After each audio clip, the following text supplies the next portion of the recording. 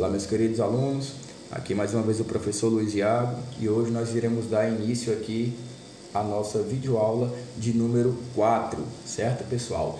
E uma observação inicial. Na última aula nós fizemos a correção das nossas atividades, ok? E naquela aula passada nós encerramos com o livro de número 1, que é referente ali ao primeiro bimestre do ano letivo de vocês. A partir dessa aula de hoje, dessa aula de número 4, nós iremos dar início ao livro de número 2, pessoal, ok? Que é referente ao segundo bimestre de vocês. Então, para a aula de hoje, peguem um livro de vocês, abram ele aí na unidade 3, tema 1, certo? E o conteúdo que a gente vai trabalhar hoje, especificamente, vai ser sobre a regionalização do continente americano. Está logo aí na página 264 do livro 2 de vocês, tá certo? Então, abram o livro para poder acompanhar a aula de melhor maneira, de melhor forma, certo? Então, pessoal, para começar com essa apresentação do continente americano, temos aqui algumas características gerais. O continente americano ele vai ser o segundo maior continente do mundo, certo? Temos aí a segunda maior massa continental do planeta, cuja extensão territorial é de 42 milhões, né, 209.248 quilômetros quadrados. Temos aí terras localizadas no hemisfério ocidental. Se vocês puderem olhar aqui para essa imagem que está logo à direita na tela de vocês, vocês podem observar que temos duas representações do globo terrestre. Uma que vai ser dividida pela linha do Equador e a outra pelo meridiano de Greenwich. Pessoal, olhando para essa imagem que divide aí o mundo em hemisfério oriental e hemisfério ocidental, nós podemos perceber, né, tomando como referência o meridiano de Greenwich, o meridiano principal, nós podemos perceber que todo o continente americano ele vai ter a sua extensão territorial no hemisfério ocidental, certo? A América é um continente marcadamente do ocidente. Nós não temos terras no hemisfério oriental. Com relação à divisão do mundo pelo paralelo do Equador, né, pela linha do Equador, nós temos o continente americano basicamente cortado ali no meio pela linha do Equador. Isso quer dizer que a América tem terras tanto no hemisfério norte como também no hemisfério sul, ou seja, terras tanto acima da linha do Equador como também abaixo da linha do Equador, ok? Com relação aos limites territoriais do continente americano, ao norte ele vai fazer limite aí com o Oceano Glacial Ártico, né? Ali no extremo sul do continente, aliás, no extremo norte do continente americano, certo? Logo ali acima do Canadá, do Alasca. Temos aí a leste o Oceano Atlântico, né? Temos aí na costa oeste ele fazendo limite com o Oceano Pacífico e no extremo sul do continente americano nós temos aí o seu limite com o Mar Glacial Antártico, ok, pessoal? E em relação aos paralelos, temos um continente cortado por 4 paralelos: o Círculo Polar Ártico, o Trópico de Câncer, a linha do Equador e o Trópico de Capricórnio, ok? Como outras características, nós temos aí um continente que é marcado por uma diversidade muito grande. Temos aqui o segundo maior continente do planeta. Então é óbvio que essa grande dimensão territorial do continente americano vai proporcionar também uma grande diversidade étnica, cultural e linguística dos povos que habitam o continente americano. Quando a gente trata aqui do período anterior ao século XVI, né, anterior à colonização da América pelo europeu, a gente constitui aqui, a gente fala numa infinidade de povos nativos que viviam espalhados por todo o continente americano, de norte a sul do continente americano, certo? Aqui eu coloquei simplesmente alguns poucos, como iroqueses, maias, astecas e incas, né? Os tupi-guaranis, tapuias, aruaques, mas a infinidade é muito maior do que isso. Se a gente fosse tirar aqui um espaço para poder falar dessa grande diversidade de povos que habitavam a América, né, sobre todas as tribos nativas que habitavam a América, a gente ia passar o ano todinho falando deles, ainda ia faltar falar muita coisa, ainda ia faltar citar muita coisa.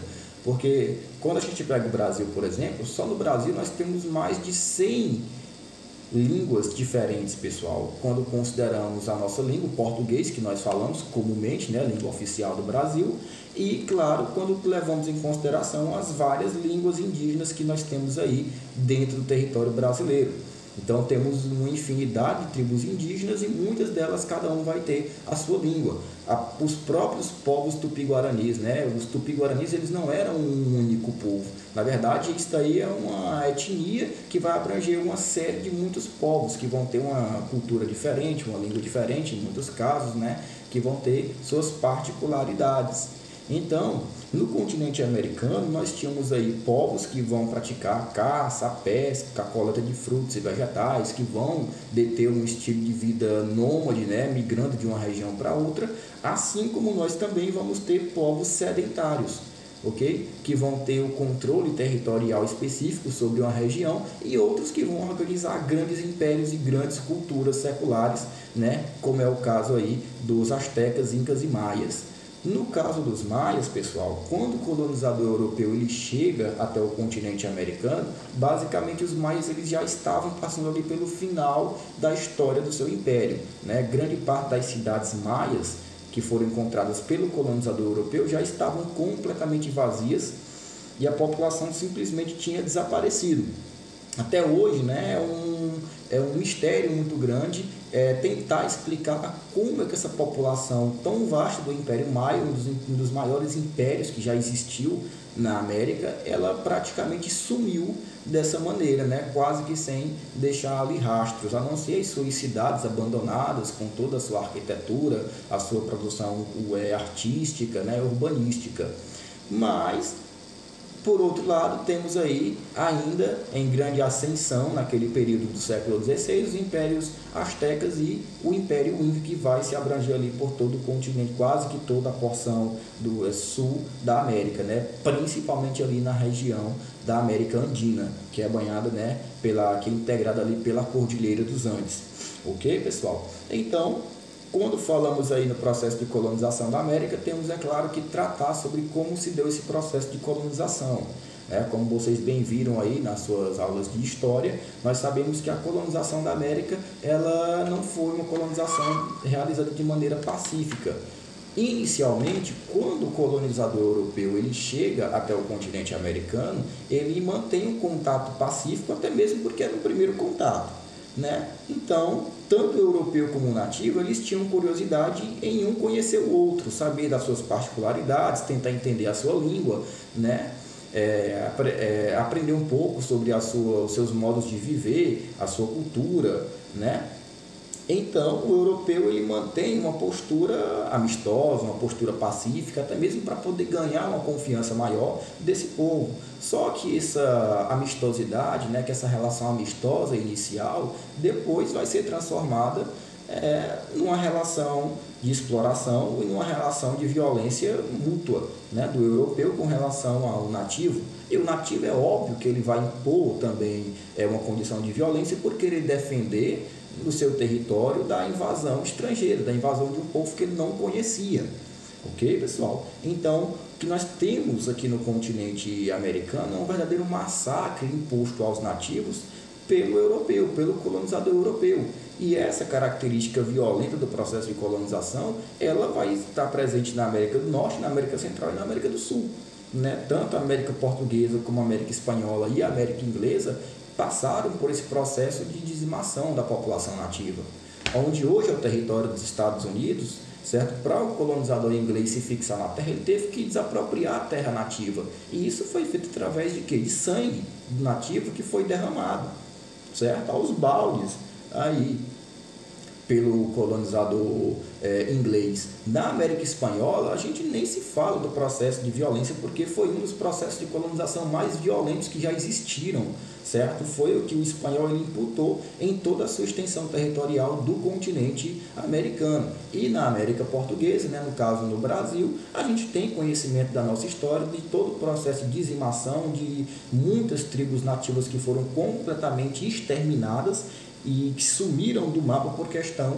da violência imputada pelo colonizador português aqui em terras brasileiras durante o processo de colonização.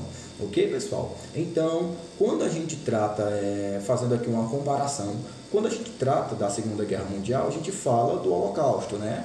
Que os nazistas, através do Holocausto, dizimaram 6 milhões de judeus. E a gente trata esse processo de dizimação como um genocídio. Nós comumente dizemos que a população judia no continente europeu sofreu um genocídio, um extermínio étnico, né? Porque 6 milhões de judeus foram exterminados, foram mortos em campos de concentração, em câmaras de gás. Mas essa palavra genocídio, da mesma forma que pode ser utilizada para se referir ao Holocausto judeu, né? Ao Holocausto que os judeus sofreram na Europa durante a Segunda Guerra Mundial, essa palavra genocídio ela também pode ser utilizada para se referir à grande dizimação em massa que os nativos da América sofreram durante o processo de colonização. Nós não falamos aqui em centenas, em milhares, em 2, 3, 4 milhões de nativos exterminados aqui não, pessoal. Falamos aqui em populações de 20 milhões, 30, 50 milhões de pessoas. Somente no Império Inca, quando o colonizador europeu chegou, tínhamos uma população que ultrapassava 1 milhão de pessoas, que foi completamente dizimada, certo? Então, se a palavra genocídio ela pode muito bem ser empregada para caracterizar um extermínio étnico, o extermínio de um povo, então usemos ela para se referir ao extermínio que os nativos sofreram nas mãos do colonizador europeu aqui durante o processo da colonização, né, do século XV, do século XVI, século XVII também, ok? Temos aqui um verdadeiro extermínio em massa dessas populações do continente americano, ok? E aí, dando continuidade, temos aqui a regionalização da América. Da mesma forma que o mundo ele pode ser regionalizado através de muitas características, né? Eu posso regionalizar o mundo na perspectiva econômica, na perspectiva física, né? Geográfica, na perspectiva cultural, política, étnica, histórica. A América também pode ser regionalizada dessa mesma maneira. Eu posso adotar uma regionalização de critério geográfico, né? Dividindo ali o continente em massas de terra, América do Norte, América do Sul. Eu posso também dividir, regionalizar o continente americano com base na cultura, com base na história, com base na condição socioeconômica dos povos que vivem na América, certo, pessoal? Aqui na tela de vocês, nesse mapa, eu trago uma regionalização de caráter geográfico, que vai dividir a América em 3 porções: a América do Norte, a América Central e a América do Sul, né? A América do Norte ela vai ser responsável ali por conter 55% da América, né? Das terras do continente americano, ok?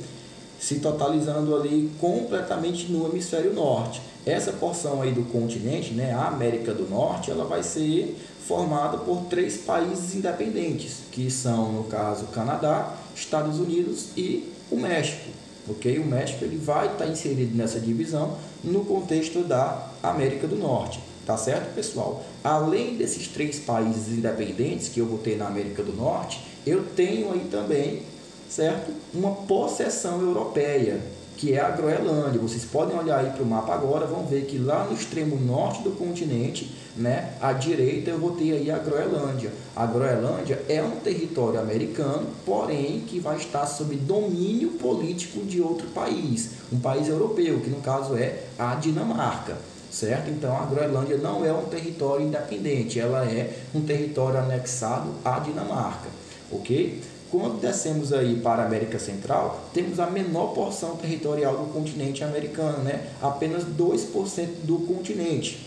E essa América Central, ela vai ser constituída de uma parte continental, né? E outra insular. Essa primeira parte continental, que nós também chamamos aí de istmo, vai ligar 2 grandes porções de terra, né? Liga a América do Norte à América do Sul.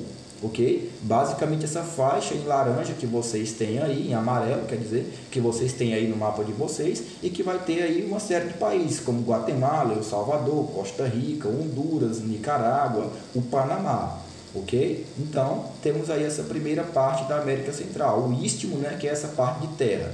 E a outra parte, né, abriga um conjunto de ilhas, que é a parte insular, que é a parte formada por uma série de ilhas que vão, na sua totalidade, formar o que nós conhecemos como o Mar do Caribe, como um conjunto de ilhas do Caribe. Tá certo, pessoal? Onde nós temos aí Cuba, Jamaica, o Haiti, República Dominicana, certo? Pequenas Antilhas e uma série, as Bahamas e uma série de outras ilhas, ok? E a porção do extremo sul, né, a porção sul do continente americano, a América do Sul, ela vai corresponder aí a 43% das terras do continente americano. E por ela ser cortada aí pelo paralelo do Equador, pela linha do Equador, né, a América do Sul ela é cortada pela linha do Equador, como vocês viram na imagem anterior, né? Por esse motivo, ela vai ter terras situadas em dois hemisférios, tanto no hemisfério norte como no hemisfério sul, como vocês podem ver aqui mais uma vez nessa imagem, certo? Continente, a parte sul do continente americano tem terras tanto no hemisfério norte como no hemisfério sul, pelo fato dela ser cortada pela linha do Equador, ok? Então, dando continuidade aqui, pessoal, uma outra observação em relação à América do Sul. A América do Sul ela vai ser formada aí por 12 países independentes e nós temos na América do Sul um departamento ultramarino, ok? Que vai pertencer à França, a Guiana Francesa, pessoal. A Guiana Francesa não é um país independente, não é um território independente, certo? A Guiana Francesa é um território que vai estar sob domínio direto da França, ok? Então, quando falamos aí em América, temos um continente marcado por uma série de países independentes, porém, nós temos no continente americano duas possessões territoriais que estão sob a autoridade de outros países europeus. A Groenlândia, que vai estar sob domínio da Dinamarca, e a Guiana Francesa, que vai estar sob domínio da França, tá certo? E aí nós temos uma outra divisão do continente americano. Como eu tinha falado para vocês, o continente americano ele vai ser formado por uma grande diversidade, ele vai ser marcado por uma grande diversidade, ok? A partir do século XVI, nós temos aí um processo de miscigenação muito grande do continente americano, ok? Por que uma miscigenação? O que seria essa miscigenação? A miscigenação, pessoal, ela é basicamente a mistura entre vários povos, entre várias etnias, certo? Porque qual é o nativo da América? É aquele que os portugueses chamaram de indígena. Apesar da palavra, do termo indígena, ele não ser o mais correto a ser usado para se referir ao nativo da América. Os nativos da América, eles não se reconheciam como indígenas, certo? A palavra indígena nos dá a ideia de que o povo ele era um só. Ele tinha uma mesma língua, tinha uma mesma cultura, tanto no norte como no centro como no sul do continente. E não vai acontecer dessa maneira, né? A diversidade entre esses povos era muito grande, certo? Então, esse termo indígena, ele é utilizado de uma maneira muito errônea, certo? O nativo da América, ele não se reconhece como indígena, ele vai ter uma denominação própria. Cada povo ele vai ter uma maneira de se auto-reconhecer. Isso porque cada povo ele vai ter uma cultura, ele vai ter um modo de viver, ele vai ter um modo de se organizar em comunidade, em sociedade. Alguns são nômades, outros sedentários, outros vão construir grandes impérios, como fizeram aí os astecas, os incas e os maias, ok? Outros vão viver simplesmente aí da caça, da coleta de frutos e animais, né, caçando animais. Outros já vão aí praticar agricultura de maneira expansiva, guardando excedentes para o consumo futuro, certo? Outros vão realizar o comércio muito intenso, muito constante, mais uma vez aí lembrando os povos astecas, incas e maias. Então, temos uma diversidade muito grande. Essa diversidade do continente americano ela vai aumentar ainda mais quando o europeu chega. Porque é óbvio que à medida que o processo de colonização foi se ampliando, à medida que o europeu ele foi se fixando no território americano, ele foi se misturando com os povos indígenas. Eles foram mantendo relações, tendo filhos, tendo descendentes. Então já temos uma mistura entre povos aí, entre raças, certo? Além das misturas que já existiam aqui no continente americano por questão da diversidade do próprio povo nativo da América, né? Dos próprios povos nativos da América. E aliado ainda a esse fator de chegada dos europeus, nós temos o quê? A chegada dos povos africanos, que foram trazidos aqui para a América de maneira forçada para trabalharem como escravos, principalmente em lavouras, né? Em muitos tipos de cultura agrícola que foram implantadas em todo o continente americano. Aqui no Brasil foram trazidos para a produção do açúcar, depois utilizados no café e por aí vai. Mas também vão haver aqueles escravos que vão realizar trabalhos domésticos, outros que vão realizar trabalhos urbanos, né? Vendendo mercadorias para seus senhores, outros vão ser direcionados para as regiões das minas, para a exploração de metais preciosos, como ouro, diamante e por aí vai. Mas quando o povo africano chega ao Brasil, não só o Brasil, mas a América como um todo, temos também a mistura com esse povo. E associado a isso, temos também a chegada de muitos imigrantes. A partir do século XIX, no Brasil, por exemplo, vão se chegar no nosso país, uma grande quantidade de imigrantes que vão vir de muitas regiões da terra, que vão vir da Itália, da Alemanha, de Portugal, da Espanha, certo? Da Itália, e que vieram para o Brasil no final do século XIX, atraídos pela oferta de emprego nas lavouras de café que se espalhavam aqui em nosso país, na região sul e na região sudeste.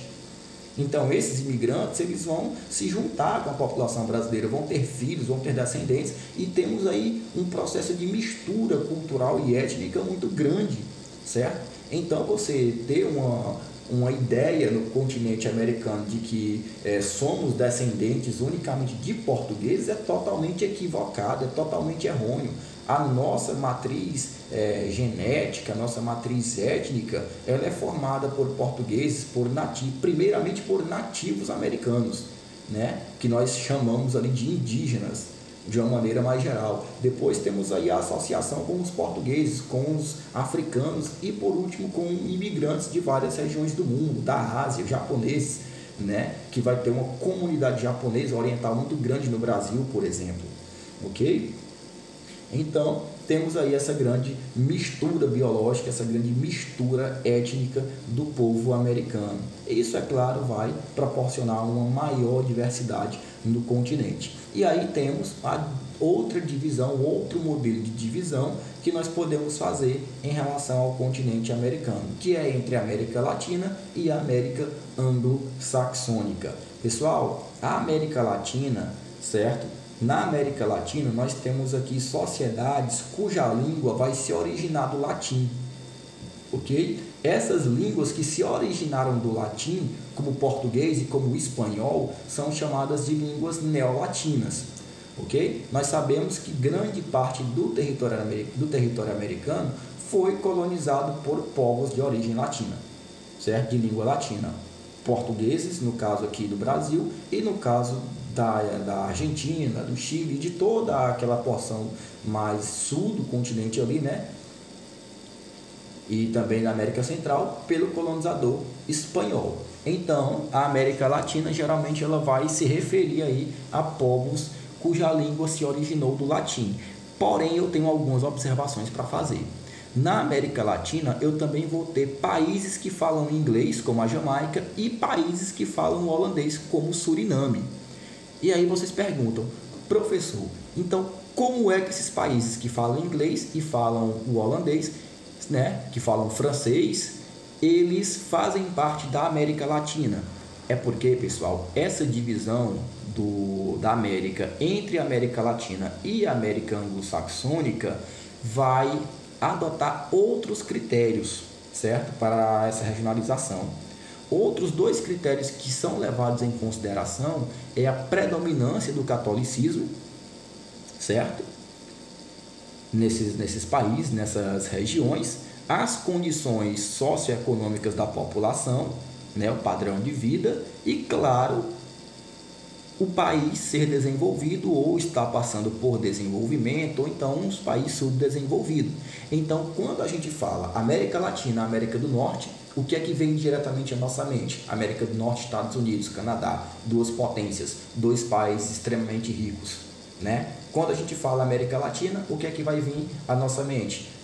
Países como Brasil, Argentina, marcados por uma série de problemas sociais, problemas econômicos, pobreza, né? Uma indústria pouco desenvolvida. Então veja que esses termos eles já são preconcebidos em nossa mente, é uma espécie de preconceito que se cria com essas determinações, com essas denominações, né, que cria-se em relação à América do Sul e à América do Norte, geralmente o norte da América desenvolvida e o sul da América subdesenvolvido, ok? Então entendam, essa regionalização da América em América Latina e América anglo-saxônica, ela também vai atender a critérios econômicos, ok, pessoal?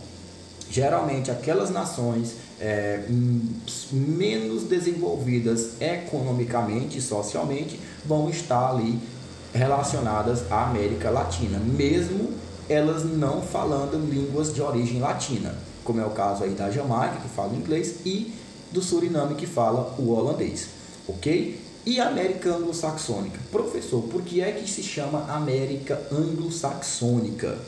Vamos entender aqui.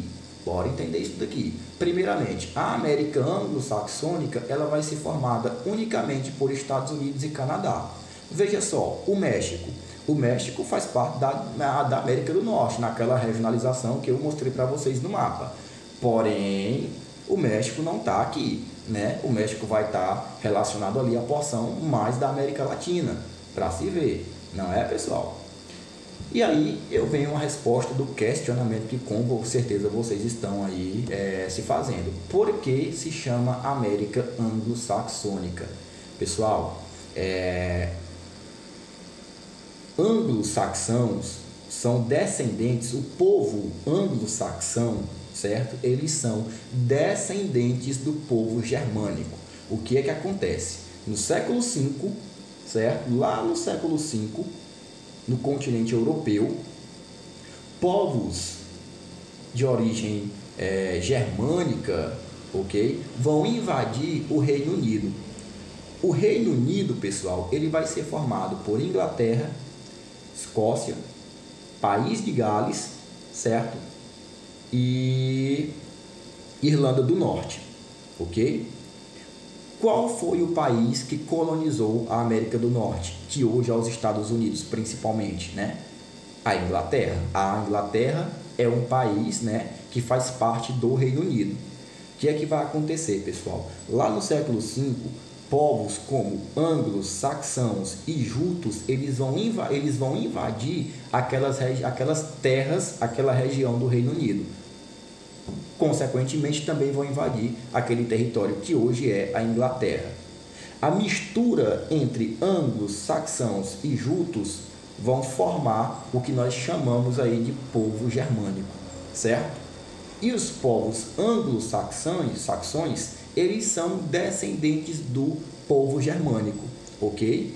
Então, pessoal, quando falamos aí em América anglo-saxônica, nós vamos basicamente falar, certo, da porção do continente americano que vai ser colonizada por povos de origem germânica, que vão descender de anglos, de saxãos e de jutos, que são, no caso, os ingleses, ok, pessoal? Mas aí, é claro que eu vou ter que fazer aqui também algumas ressalvas, porque eu vou ter na América anglo-saxônica, que geralmente ali abrange a América do Norte, Estados Unidos e Canadá, outros povos que não são anglo-saxões, mas que também colonizaram aquele território. Por exemplo, o leste do Canadá, lá na porção leste do Canadá, eu vou ter a província de Quebec. A província de Quebec, ela foi colonizada e fundada por franceses, pessoal, ok? Porém, faz parte da América anglo-saxônica. No próprio Estados Unidos, dentro dos Estados Unidos, eu vou ter também o exemplo da Louisiana, do estado da Louisiana, que vai ser fundado por franceses. Eu vou ter aí, ao mesmo tempo, o Novo México, o Arizona e a Califórnia, que foram fundados por espanhóis, colonizados por espanhóis, certo? Um povo latino. E mesmo assim faz parte da América anglo-saxônica. Mais uma vez aqui o critério socioeconômico. Eu tenho aqui partes né, do território americano, que foram norte-americanos, que foram dominados, que foram colonizados por povos latinos, né, no caso por espanhóis ou então por franceses, mas que não pertencem à América Latina, que por questão da sua condição socioeconômica estão vinculados aí à América anglo-saxônica. Sem falar, é claro, pessoal, que no caso dos Estados Unidos, os estados aí da Louisiana, do Novo México, do Arizona e da Califórnia, por mais que tenham sido fundados, colonizados por franceses e espanhóis, atualmente são estados que estão integrados aí aos Estados Unidos enquanto um país independente, ok? Então, fica aqui essa nossa aula. Na nossa próxima aula de Geografia, nós iremos dar continuidade ao conteúdo da unidade 3. Vamos abordar o tema de número 2, que vai tratar sobre os aspectos naturais do continente americano. Aí lá a gente vai falar um pouco sobre as características gerais, sobre o relevo, né, sobre ali a vegetação, sobre o clima do continente americano, ok? Então, até a nossa próxima aula.